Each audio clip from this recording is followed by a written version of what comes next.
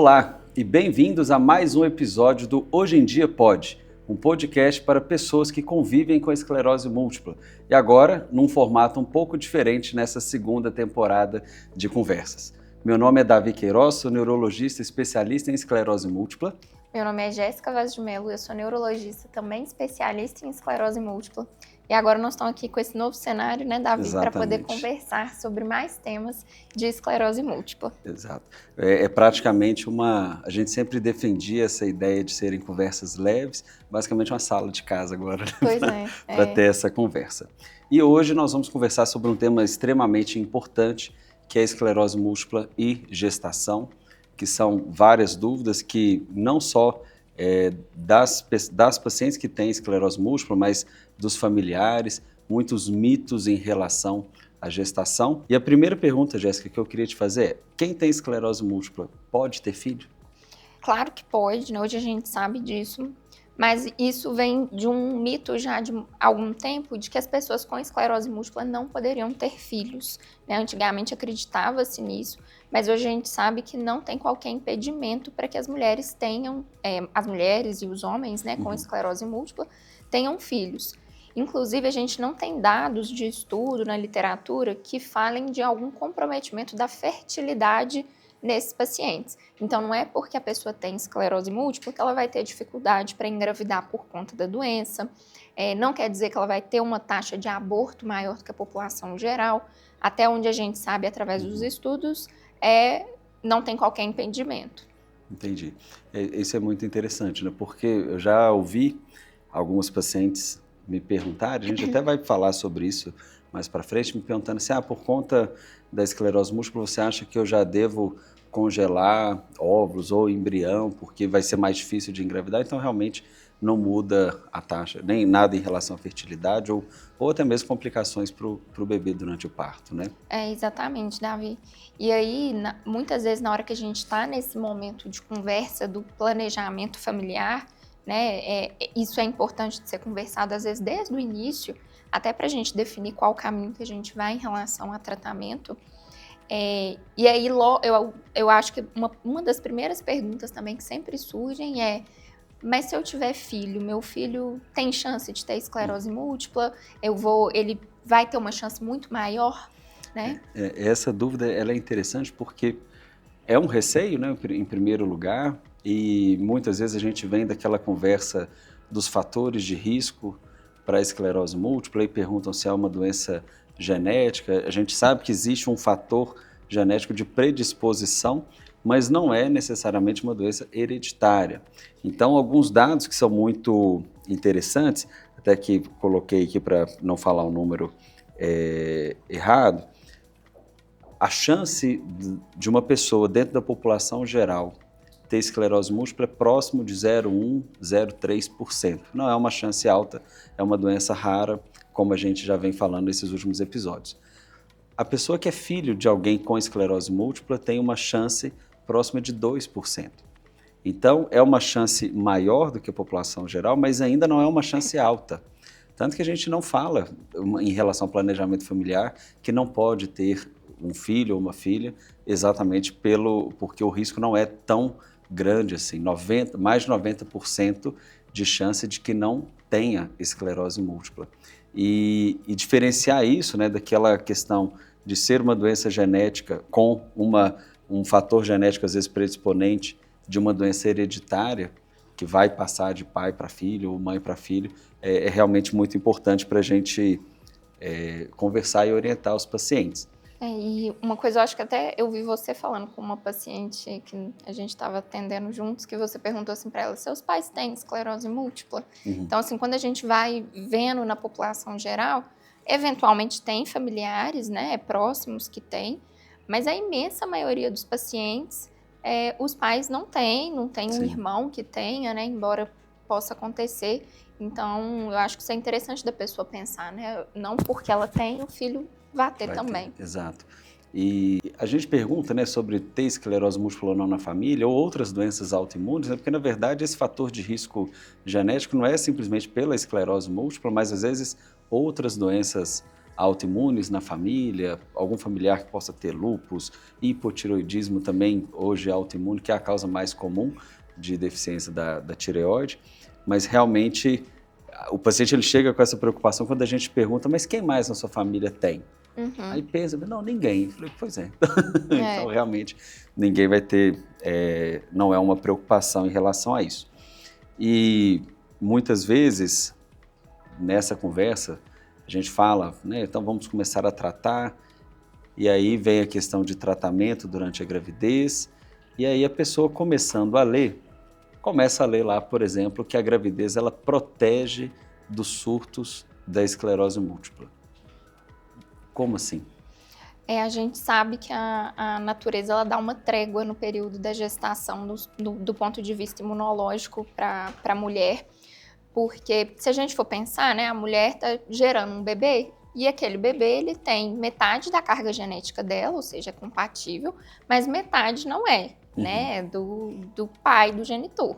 Então, o sistema imunológico dela precisa dar uma abrandada, uma relaxada ali na guarda, para não ter anticorpos contra o próprio bebê, para não ter nada de malefício para o próprio bebê. Então, a maioria das doenças autoimunes, na verdade, tem esse comportamento, porque como o sistema imunológico, né, ele fica ali mais permissivo por conta, né, do bebê que está ali durante os 9 meses, então isso diminui a atividade inflamatória da doença, né? Então, a chance da pessoa ter um surto durante a gravidez, principalmente, né, à medida que vai chegando mais para o final, no segundo, terceiro trimestre, é maior, né, de não ter, né, na verdade, Sim. A chance de não ter ela é maior. É claro que acontece, né, não é que é proibitivo ter um surto, mas a gente felizmente vê aí essa proteção da natureza. E uma coisa também que já me perguntaram de uma paciente que teve um surto durante a gestação, e aí na hora que tem o surto durante a gestação é um momento muito complicado, mais até assim do ponto de vista também psicológico para aquela mãe, porque surgem 2 preocupações assim que já me perguntaram também. A primeira é em relação a poder fazer pulsoterapia ou não. E a segunda é se o surto está fazendo algum mal para aquele bebê. Então, assim, a doença ali, o déficit está fazendo mal para o bebê? Entendi. E acho que realmente, do ponto de vista psicológico, né, são vários medos. A gestação, por si só, são várias novidades. Tem período da gestação que tem um sintoma específico da própria gravidez. E aí, muitas vezes, a mulher se vê agora com um surto e aquilo. Eu vou tomar um remédio na vez, será que ele vai fazer o mal? Já vi paciente, às vezes, não querer fazer pulsoterapia, apesar da gente falar que pode, sim, fazer pulsoterapia. Né? Então, a metilprednisona, que é o remédio que a gente usa mais durante os tratamentos do surto da esclerose múltipla, pode ser feito, sim, durante a gestação. Não vai acarretar esse novo sintoma nenhum problema para o bebê. Então, é uma inflamação dentro do sistema nervoso central da gestante, né, da paciente. Então, o bebê ele está protegido em relação tanto à manifestação quanto ao tratamento do surto. E aí é diante dessa incerteza que às vezes a paciente fala, Davi, eu não quero então parar de tratar, eu quero continuar tratando a minha esclerose múltipla durante a gestação. E aí tem alguns pontos que são muito importantes nesse planejamento, que é o antes de engravidar e o durante a gestação, o que a gente vai fazer com o remédio. O que você costuma orientar para as pacientes que pretendem engravidar dos pontos mais importantes de serem definidos antes da gestação? Antes da gestação, a gente precisa definir quando que vai ser essa gestação. Então, se eu estou pensando que vai ser daqui 5 anos, então, às vezes a gente dá um diagnóstico mais novo, né? A pessoa mais jovem. Então, se é daqui muito tempo, isso não necessariamente vai implicar tanto na nossa escolha de tratamento agora. Agora, se já é uma gestação que está planejada aí para os próximos anos, assim, né, mais 1, 2, 3 anos, a gente tem que ter uma certa preocupação em relação ao medicamento que a gente vai colocar. Porque tem alguns medicamentos que não podem ser usados na gestação. Inclusive, alguns deles a gente suspende antes, que é o caso da teriflunomida e do fingolimod. Então, as pacientes que estão em uso dessas medicações, elas precisam passar por um tempo que a gente chama de washout, né, que é a droga sair ali do organismo, porque a gente sabe que essas medicações têm um potencial teratogênico. O fumarato de dimetila, então aqui nós estamos falando principalmente dessas 3 drogas orais, né? Ele também é tirado durante a gestação, mas normalmente ele pode ser levado até mais próximo da gestação. Então, engravidou, retira. Outros medicamentos a gente precisa avaliar caso a caso, principalmente naquelas mulheres que têm uma doença muito ativa, né? Então, esse também é um outro ponto que a gente sempre tem que observar, né, Davi? Como que a doença vinha se comportando antes da mulher engravidar. Sim. Por isso que no momento do diagnóstico, nem sempre é o melhor momento para planejar uma gestação no curto prazo. É claro, sempre olhando a individualidade da mulher, a idade dessa mulher. Então, levando tudo isso em consideração, a gente tem que ver, porque o ideal, né, assim, não tem um consenso bem definido a respeito disso, mas o ideal é a gente ver como que a doença se comportou ali no último 1 ano. Se tiver tudo bem controlado, a princípio, né, não teria problema de engravidar. Sempre falar, pelo menos 1 ano sem surto, para a gente ter essa tranquilidade de suspender o tratamento. E o homem que deseja ter um filho? Como às vezes as pessoas acham errado, né? Que o homem não vai ser ele que vai carregar o bebê, então não tem problema. Qualquer tratamento, ele vai continuar tratando normal. Mas tem algumas exceções, né? Quais que são? Sim. Esse primeiro é um mito, né? Isso que o homem não tem que se preocupar, porque ele é o que ele faz antes da fecundação acontecer, é importante para a qualidade do espermatozoide, para tudo isso. Então, homens estejam atentos a isso, porque é a mulher que fica mais focada. Mas o homem também, em algumas situações específicas de uso de alguns medicamentos, ele também deve evitar engravidar uma mulher. É o caso do uso da teriflunomida. Então, porque foi observado que existe o medicamento presente no sêmen. E a cladribina também, a recomendação é de que espere pelo menos 6 meses depois do último ciclo para poder engravidar, porque também altera ali a questão da espermatogênese. Então, os homens devem estar atentos a isso para, né, que tudo ocorra bem e não tenha nenhum problema. Sim, acho que você falou tudo, né? O homem geralmente acha que tá tudo bem, não tem que me preocupar, não se preocupa com planejamento familiar. Muitas vezes a gente esquece de perguntar para o homem sobre o planejamento familiar, sobre ter parceiro fixo ou não, se dependendo do medicamento que você está tomando, se existe algum risco de uma gestação com alguma parceira, exatamente porque o homem ele vai deixando de lado, porque a gente fica com essa falsa ideia de que como não é ele que vai gestar, que não teria nenhum problema, né? Para a mulher, claro que é mais dramático, sim. Porque, de fato, se ela engravida tomando algum medicamento que é absolutamente proibido, isso pode pôr em risco o bebê, né? Mas o homem também não é para desleixar. Deixar de lado, né? Eu acho isso importante, né, que você falou, que o engravidar tomando algum medicamento tem que ser esse planejamento que a gente, né, sempre fala, porque nenhum remédio vai ser estudado durante a gestação. É uma questão antiética, né? Se você pode pôr em risco a vida de um bebê, você nunca vai estudar se o remédio pode ser usado ou não. Porque se não puder, né, a gente vai ter feito muito mal a várias crianças. Então, a gente nunca vai ter dados assim muito sensíveis, mas o paciente ele tem que perguntar para o médico que acompanha, para o neurologista que acompanha, em relação ao remédio que toma, quais são os cuidados que tem que ter, se acontecer de engravidar tomando o remédio, porque a gente tem que lembrar que grande parte das gestações no Brasil não são planejadas. E aí eu não estou falando de pessoas que não tenham um parceiro fixo, que não seja casado e tudo, mesmo às vezes quando está casado, não era o momento de querer ter filho, mas engravidou. Acontece. Então, grande parte das gestações do Brasil não são planejadas.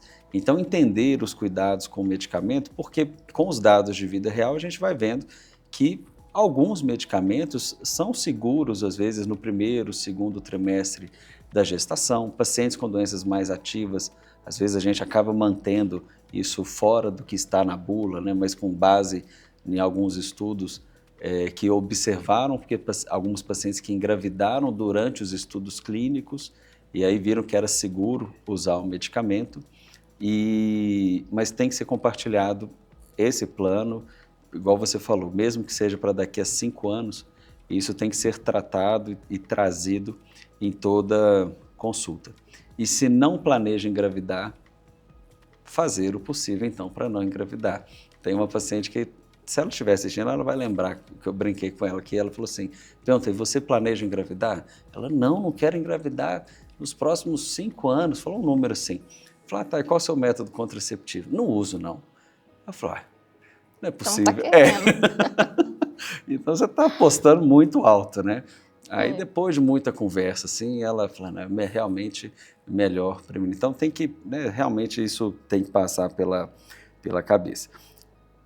E, bom, a gente falou que durante a gestação há uma proteção, mas de fato no período pós-parto é o contrário, né? Aquele sistema imunológico estava mais calmo, mais brando.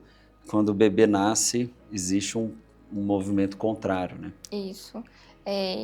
E aí a gente, assim que o bebê nasce, né, o sistema imunológico, então, que estava ali, né, descansando, adormecido, ele acorda, né?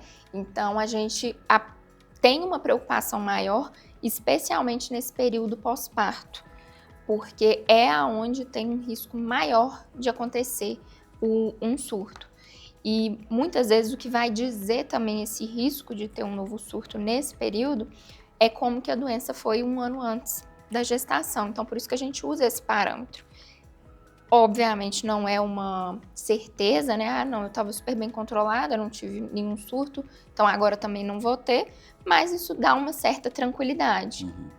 Se a mulher teve surto durante a gestação, também já é um sinal de alerta de que, porque se durante esse descanso do sistema imunológico já teve um surto, então no pós-parto a chance de ter já é maior e vai ser ainda maior nessa situação.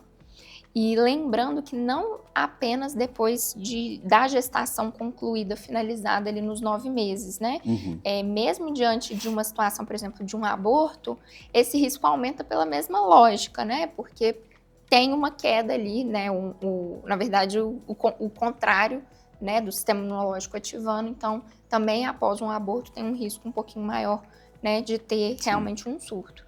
Então, nesse período, a gente fica mais atento, justamente para poder tentar entender ali, de acordo com a história do paciente, se a gente já vai voltar com uma medicação logo de cara, ou se não, a mulher vai amamentar e não se preocupar com a droga nesse momento.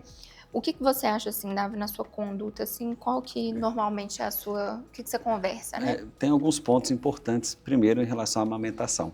Eu já ia emendar essa pergunta para você, tomei um contragolpe, né? Porque a amamentação, ela também protege um pouco dessa atividade inflamatória. Mas tudo vai depender de como a esclerose múltipla estava no ano anterior e durante a gestação. Se houve surtos antes da gravidez ou durante a gravidez, muitas vezes a amamentação por si só não vai ser o suficiente para controlar uma atividade no pós-parto. E também existem situações, às vezes, em que a mulher não consegue amamentar e nem sempre é uma garantia que a gente vai conseguir que faça isso por muito tempo. E aí a gente sempre conversa sobre os tipos de leite materno e no momento do pós-parto, que existe um primeiro leite, que é o colostro, que é um leite muito rico, principalmente nas imunoglobulinas que vão ajudar no sistema imunológico do trato gastrointestinal do bebê, que é rico, às vezes, em outros nutrientes importantes nesse momento inicial, só que por ter uma característica de ser muito mais rico em gordura, muitas vezes ele carrega a imunoglobulina do medicamento. Então, os anticorpos monoclonais, apesar de serem proteínas grandes, nesse primeiro momento, no colostro, eles podem passar pelo leite materno e, sim, acabar caindo na circulação do bebê. Então, no primeiro momento, nessas primeiras semanas, às vezes, do pós-parto, em que o leite é muito rico em colostro, a gente acaba evitando o uso de imunobiológicos e evitando também os tratamentos orais. Eu sempre falo com os pacientes, faço a relação que comprimido, geralmente a molécula é pequenininha. Então, por ser muito pequena, ela passa por muita coisa, inclusive passa pelo leite materno também.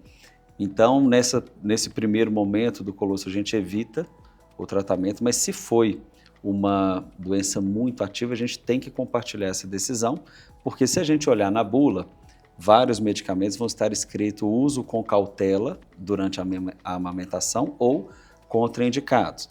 Vez ou outra, a gente vê sociedades na Europa, Estados Unidos, vendo que já é seguro amamentar com determinado medicamento ou não, mas o que está em bula não é isso.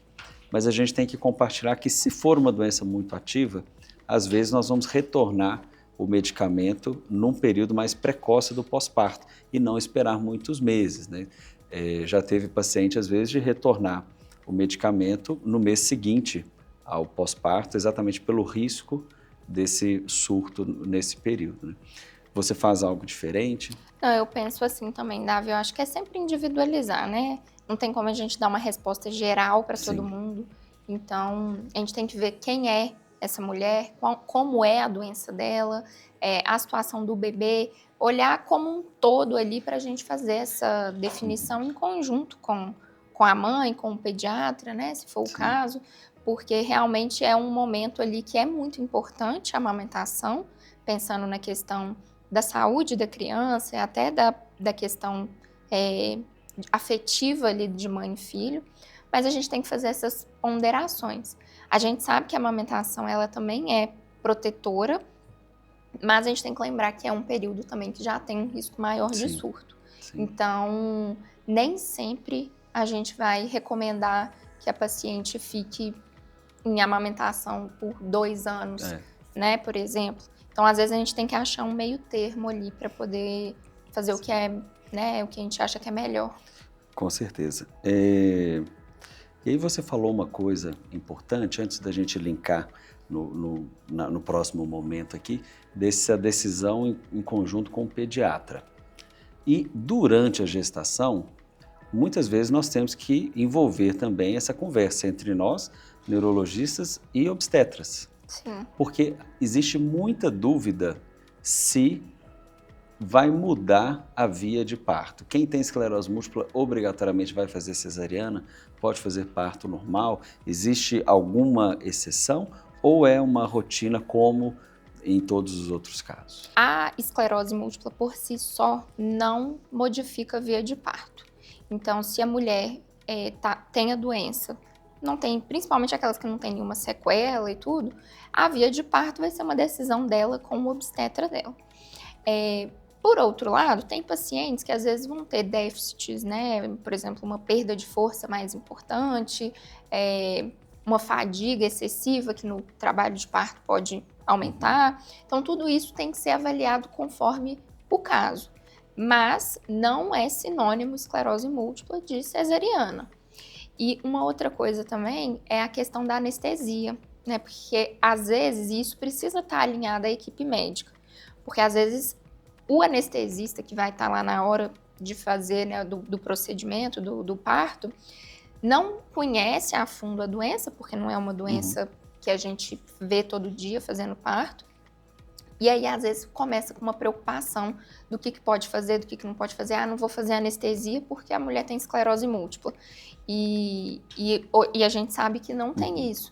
Então, para as pacientes, é claro que o obstetra ele acaba sendo ali o principal, ali que você vai ter o contato durante esse momento. Sim.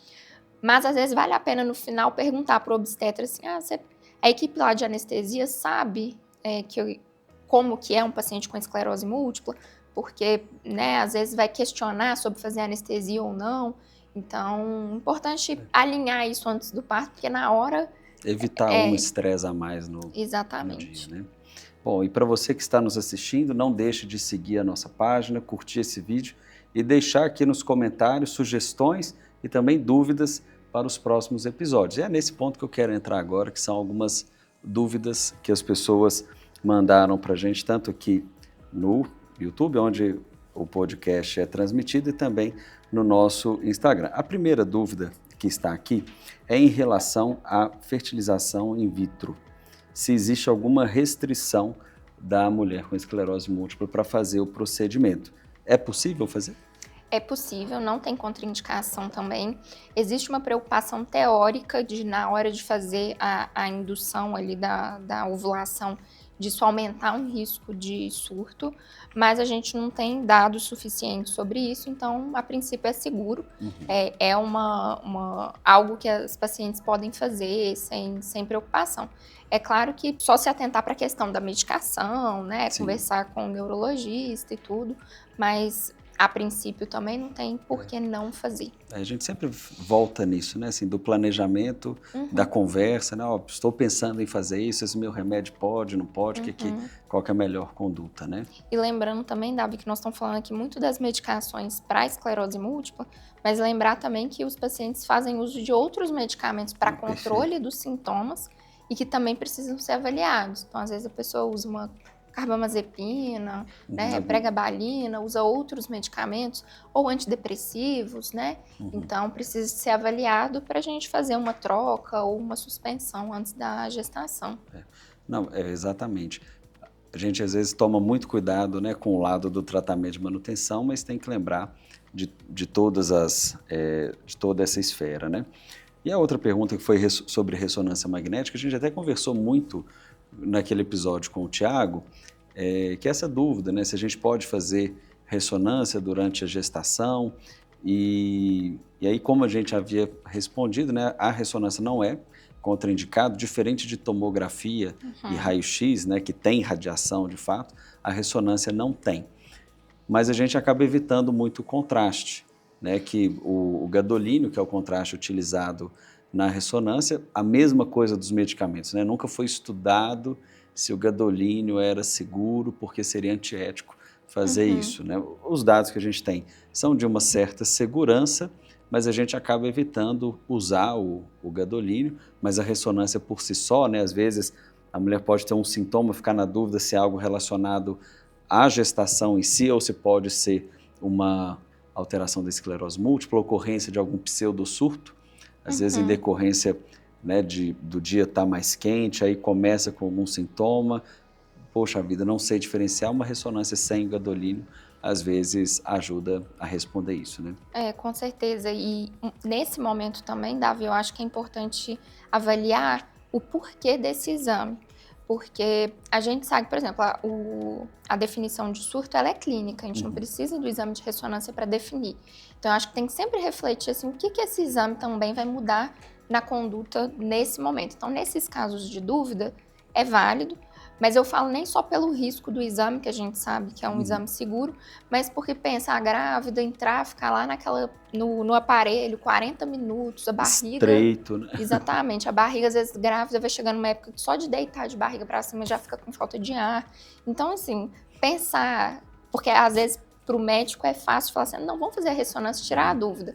Mas às vezes é importante avaliar se realmente tem muita necessidade para não causar um desconforto ali num período mais, que, que às vezes já é desconfortável. E aquilo que a gente falou, né? Já é um estresse a mais num momento cheio de dúvidas que às vezes examinando, conversando, entendendo outros fatores desencadeantes, a gente evita todo o processo de ir até a ressonância.